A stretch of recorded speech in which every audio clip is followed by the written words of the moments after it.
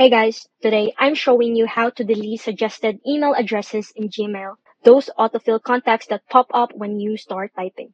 This is super useful if you've emailed the wrong person before, change contacts, or just want to clean things up. Let's get started. Suggested email addresses in Gmail are usually pulled from your Google contacts and past interactions.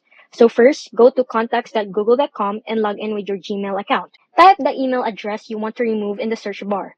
If it pops up, click on it to open the full contact profile. Click the three-dot menu in the top right and select Delete. Confirm it, and now Gmail won't auto-suggest that email anymore when composing a message. If the email still shows up but isn't in your contacts, Gmail may be remembering it from past messages. To clear these, open your Gmail and click Compose. Start typing the address until the suggestion appears. Hover over it and click the X that shows up to the right. This removes the suggestion instantly. And that's it. You've now cleaned up unwanted email suggestions in Gmail. No more mix-ups or clutter in 2025.